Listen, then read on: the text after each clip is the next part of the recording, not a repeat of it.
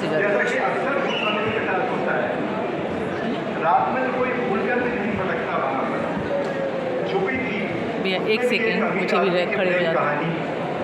कूद पड़ी थी जिसकी प्रेमिका वहीं बंगले के पीछे बनी, अंधेरी बावड़ी में भरी जवानी, जो आज भी कुछ लोगों को बंगले की मुंडेर पर चलती दिख जाती थी। कुछ तो अब भी सुन पाते थे उसकी पायलों की आवाज़ छन छन।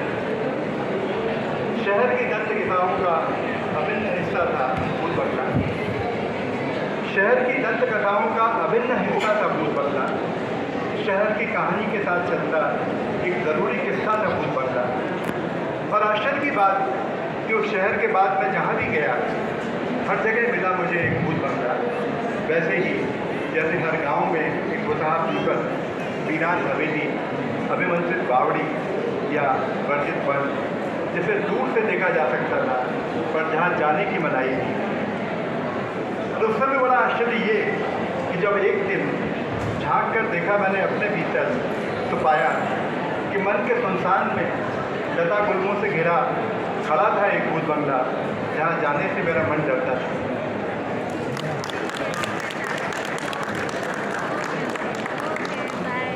अब दो कविताएं जिनको कि मैंने जिन कविता का प्रयोग किया है तो वो आपके सामने रखता हूँ।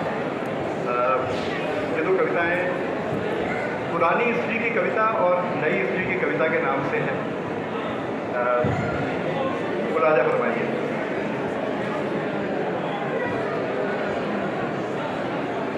पहली कविता है पुरानी स्त्री की कविता। हम सबकी बहनें होती हैं, हम देखते हैं धीरे धीरे बड़ी होती जाती हैं और पुरानी होती जाती हैं लगभग इस, और फिर उनको नएपन में भी हमने देखा था और नई लड़कियां अपनी बेटियों को भी हम देखते हैं। तो ये कविता भी दूसरे की है। पुरानी स्त्री की कविता। पुरानी स्त्री की कविता उसके मन में रहती है।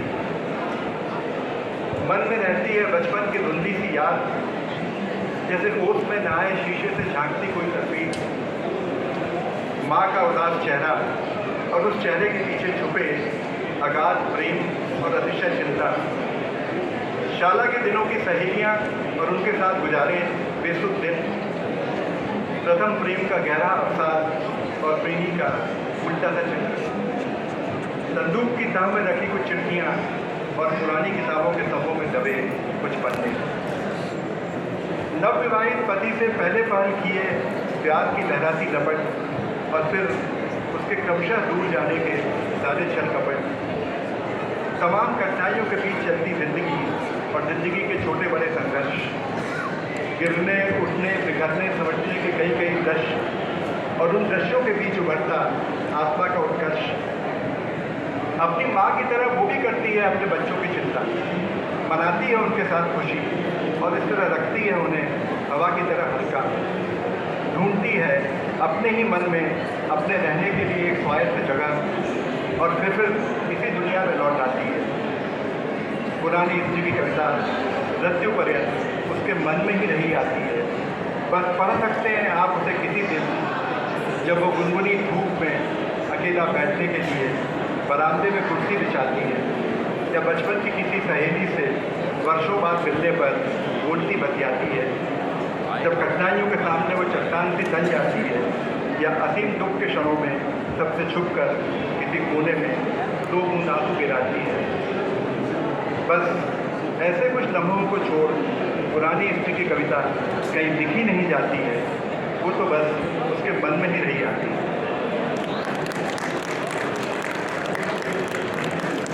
धन्यवाद सर, शुक्रिया। आखिरी कविता, हालांकि मेरे पास 5 मिनट समय और भी है। ये आपने पुरानी स्त्री की कविता सुनी, अब मैं आपको नई स्त्री की कविता सुनाता हूँ, तो उसकी ट्विन कविता है।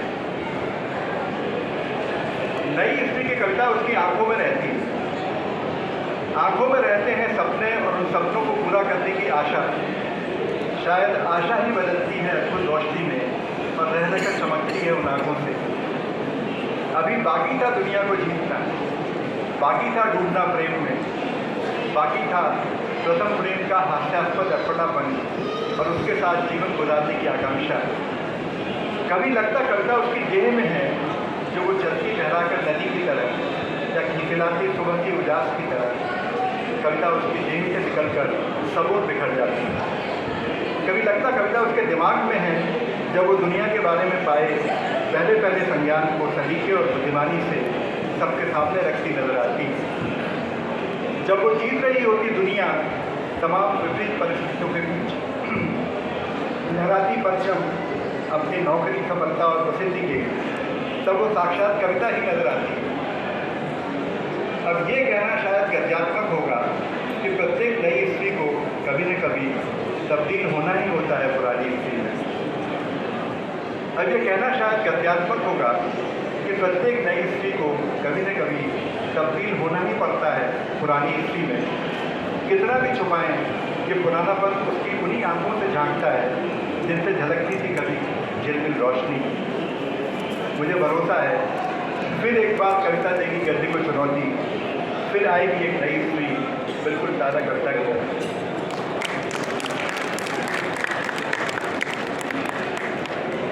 तो मेरे 15 मिनट में अभी 5 मिनट बचे हैं, तो मैं आपको आज के समय पर एक कविता ताज़ा सुना देता हूँ। और एक बात जो है वो हमारे पारंपरिक ज्ञान में शब्द युग्मों ने अपनी जगह बना रखी है। उनको अगर तोड़ते हैं तो आपका ज्ञान और आपका दिमाग भी भंग होता है। जैसे विचार विमर्श, प्रेम और घृणा, धर्म कर्म, तो इनको तोड़ने का काम आजकल टेक्नोलॉजी कर रही है और आपके दिमाग को एक तरह से विच्छिन्न करने का काम भी करती है। ये देखिए कविता देखिए, इसका नाम है धर्म कर्म। एक थे परम पिता मनुष्य और उनकी थी 2 संतान। एक का नाम धर्म और दूसरे का कर्म। मनुष्य अपने आप को प्रभु ईश्वर मानने लगा है टेक्नोलॉजी के बल। अब ये तो पता नहीं कि दोनों में बड़ा कौन था, पर जानने वाले बताते हैं कि कर्म पहले दुनिया में आया और धर्म बाद में। पहले दोनों साथ साथ रहते थे, कर्म का निवास भुजाओं में और धर्म का मन में। जब तक दोनों साथ साथ रहे परिवार खूब फला फूला। सूरज का होता रहा सम्मान और नदियों तथा वृक्षों की होती रही पूजा।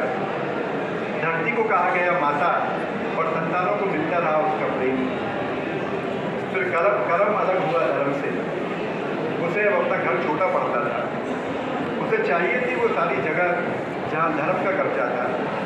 धरती, पहाड़, नदियाँ और वृक्ष, सूरज, चंद्रमा, तारे और ब्रह्मांड, लघु से लेकर विराट तक, कण से लेकर क्षण तक, कर्म को सब चाहिए था।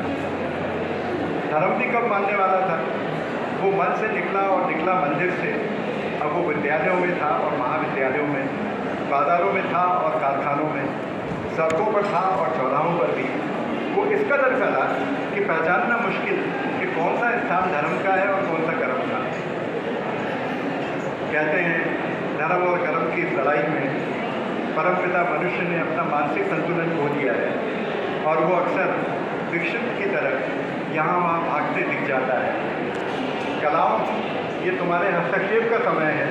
इस परमपिता को रोको, ये कभी भी आत्महत्या कर सकता है। धन्यवाद।